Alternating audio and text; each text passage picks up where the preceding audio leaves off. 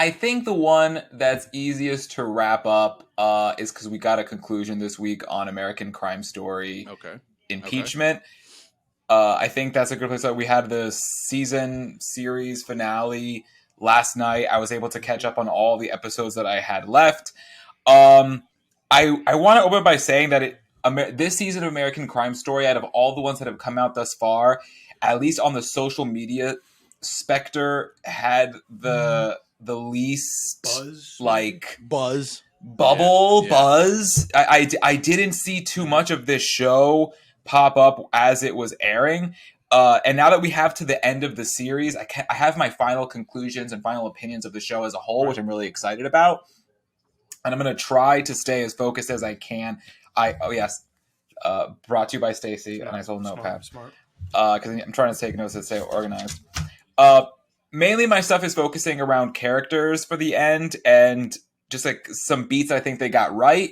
And then also, and there are some things I think after the show concluded where I think they could have done different. So, for instance, I know that one of my biggest locked in for this show was the fact that Edie Falco was going to be playing Hillary Clinton. I was very annoyed that it took her to the 7th episode to get there. But what time she did get on screen, I found was phenomenal. I know why they hired her. This woman won an Emmy for the most epic like marriage fight scene about infidelity in like the history of television in Sopranos, and she got to have something like that again with Clive Owen as Bill Clinton. I really like that scene. I like that it wasn't. It didn't assume too much. Rather than it, to me, it felt like from Hillary's point of view, it was saying more like the history lesson or like just the logical conclusions of this moment in American history, where she was saying to him, if I can't leave. If I leave, I'm the woman who left Bill Clinton, and if I stay, I'm the woman who stayed. Like I lose either way. Like yes, she's giving that emotional performance and making it personal, but she's also it's kind of like a little bit of a from the future observation of what this was and what it meant to her and for her. So I like that in the fight it didn't assume too much and where both of them would have come from in this particular argument, but rather it just gave you a good sum up of what it meant for them as a whole and their quote unquote legacy. Right. So I thought that scene was really great. I liked that the moment that the report about the case from Star was released, I thought it was an interesting use to show the guy who plays the Drudge Report character when he was trying to get online and his internet wasn't working as the report was being released and people were beginning to absorb it. The way I took that scene was this is like the beginning of the internet gossip era. Like this is the beginning of the decay of, I guess, integrity. It just maybe I'm wrong. There's other moments in history that people would assume as this, but a legal document, like an actual legal like giant ass textbook that goes into detail about how he stuck a cigar in Monica Lewinsky's vagina. Like, why the hell does that need to be in this like fucking federal? It's just like gossip. It just like to me, it seems so ridiculous. So to see that even the Drudge Report guy, the one who's kind of runs this narrative of gossip and stuff in town, as his shit wasn't like working, but you still saw it spreading like wildfire anyway through other mediums and through other sources. So I thought that was an interesting moment to see because it felt to me like a switch and a little bit for like as a background into what we could expect in our politics from there on out, because that shit's not left. It's gotten, if anything, it's gotten worse in how we approach our politics and our leaders. I do have other points, but I'll stop there to let you guys give some observations on how you guys felt about the remaining episodes and the end of this series as a whole. Go ahead, for you. You can go. Yeah, I kind of want to touch on how you were saying like this one didn't have like the amount of buzz that the OJ one and the Versace one had, and I guess you can kind of look at that as this one was kind of slow playing a bit. There's a lot of dialogue going on. There's a lot of moving parts going on. there's obviously there's no like violence, suspense in that nature. So I could see people being like, oh, this is boring, whatever. But I thought the whole series was actually just so well done. It was so fascinating because again, we've talked about it at length here that we were so young while this whole thing was going on. So to actually start watching it and you realize all the players involved here, everything that actually happened, it's a bit wild. I definitely want to agree with you with Edie Falco, man. Like you said, it's crazy because you really don't see her at all until that 7th episode, and she commands it, she owns it, she has that fight with him is just so well done, and it felt so real. It almost felt like it's like if that's what actually happened between Hillary and Bill, like I just believe it. Like I feel like it was just so perfectly done. And then again, like in the last couple episodes, she kind of fades to the wayside again, and she's like barely there. So like after that episode, I just wanted more. I wanted to see what else was going to happen, but we weren't really we weren't able to get that. But that, I believe, was it episode 9, the grand jury episode, was probably I would say my favorite episode, just because it is very tense and it's almost like uncomfortable at times. Like you can feel like Monica's like tension when she says she's like a 25-year-old in front of the grand jury having to like rehash this crazy, terrible experience of hers, and it's very intimate, it's very personal, and you could see at first the grand jury's like, oh, she's a whore, she's a homewrecker, this and that, and then kind of by the end of it, you start getting to know her. It's like, yo, this poor girl was just basically, like moonlighted throughout this whole thing. I mean, felt bad for her. Yeah. And then you get Linda Tripp on there, and man, like, I don't know if I've hated a character this much in a long time, because every time she's got that smug arrogance about her, and that just shows how great the actress is that plays her. Like she killed that role.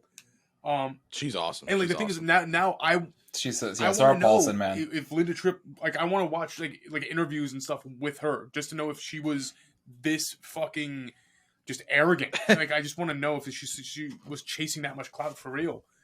But I was gonna say, like, it's just watching her double down on, well, I did this to protect her, and it's like, well, you were afraid that the Clintons were gonna kill you, but you outed this girl who was actually having the affair, and you didn't think anything was gonna happen to her. And it's like, no.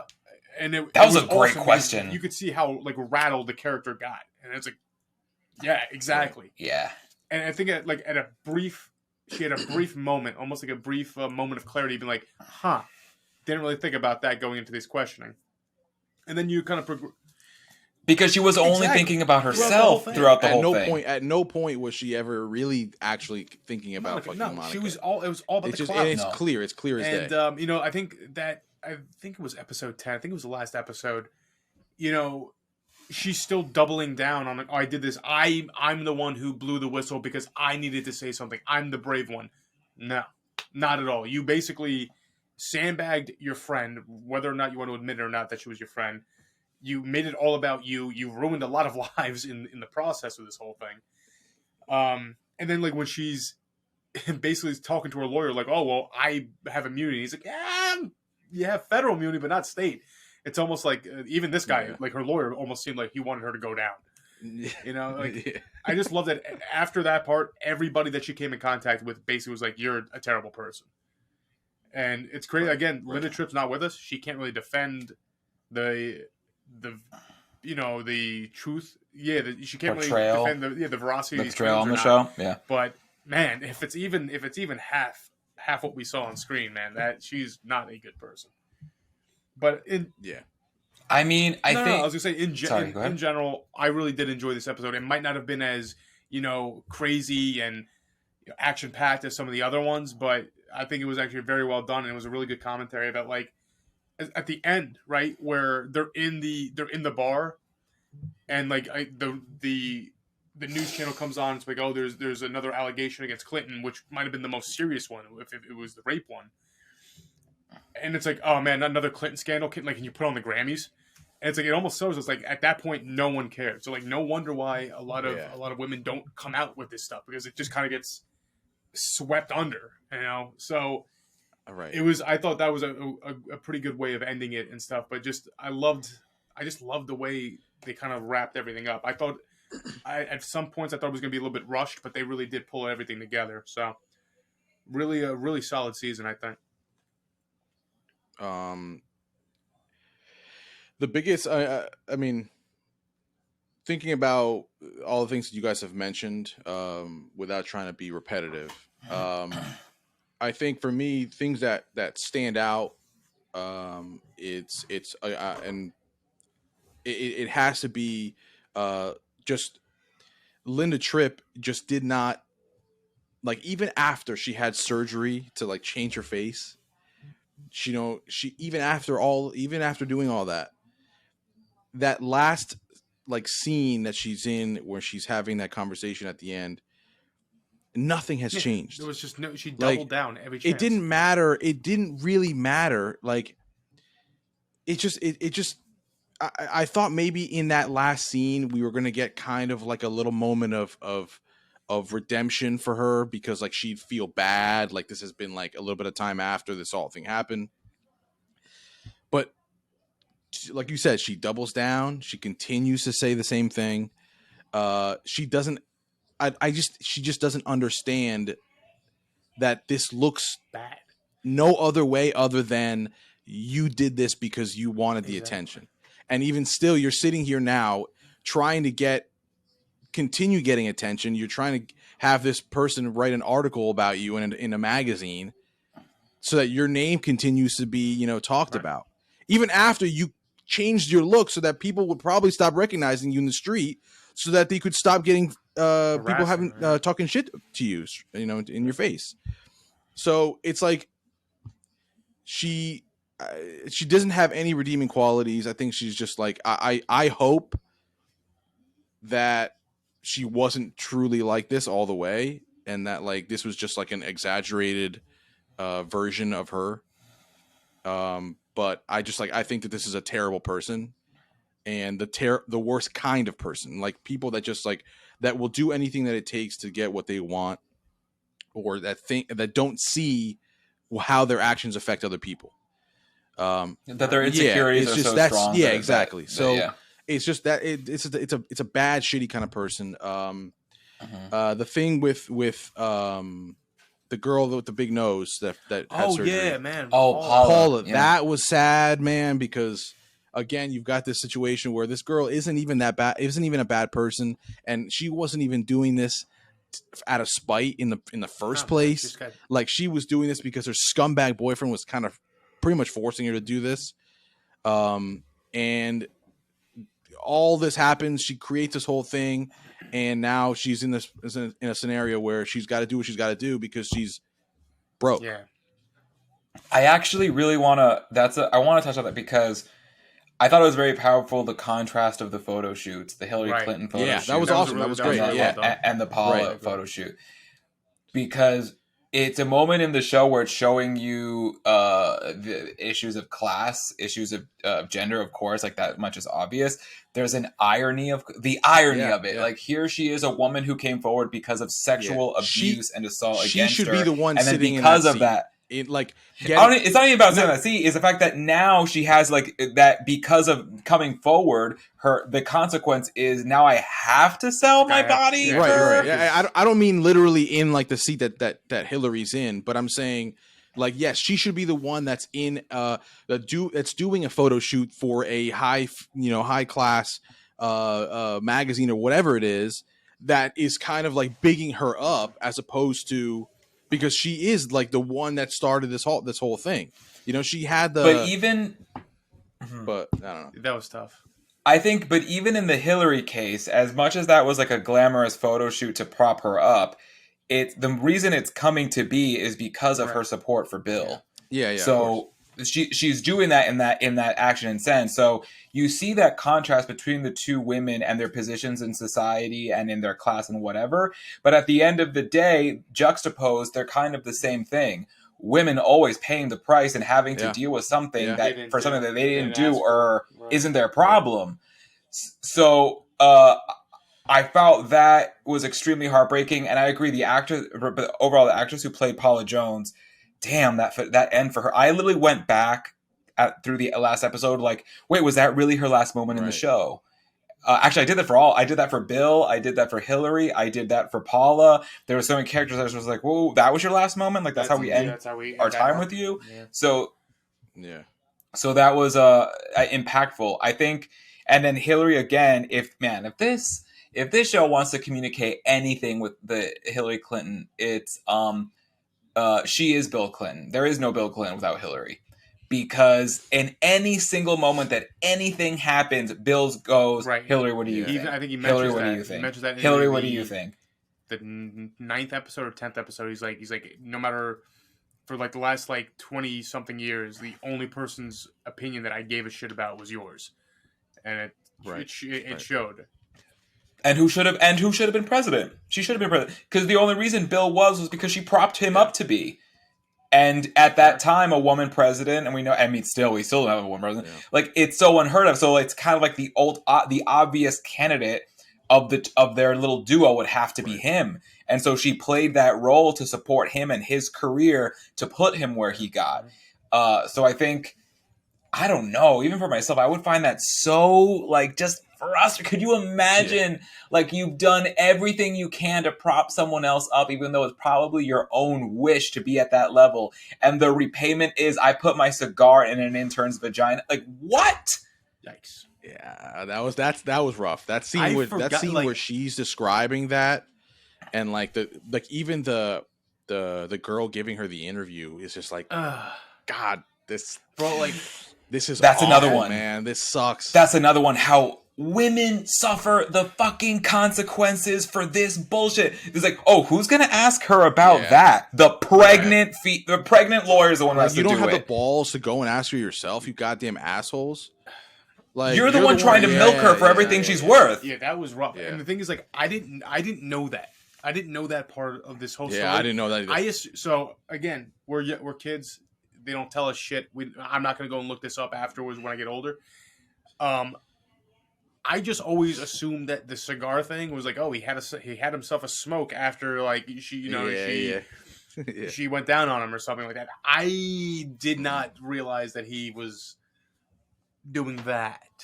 So that's, I heard the cigar thing, but I thought it was a joke. I didn't know that it was actually within Monica Lewinsky's testimony. Ramel, you were going to say something? To me, it's almost a little more crass and vulgar than the cum dress. Yeah, absolutely.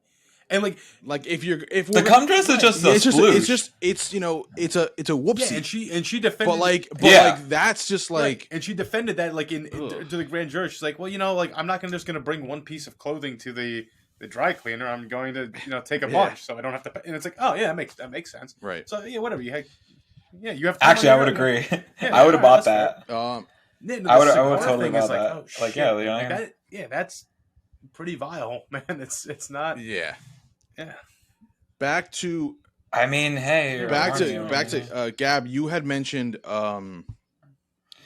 the I'm trying to, like, kind of recollect what you guys were saying. This thing about the story and the internet. Yeah.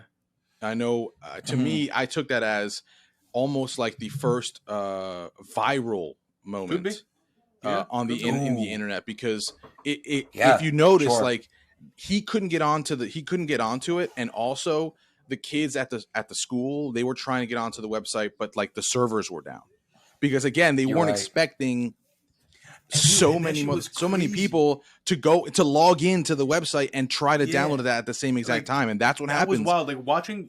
You know what I mean? That was kind of cool, because it's like we're gonna put up the web address for and then you see her run over with, like, the primitive laptop and, like, the cord.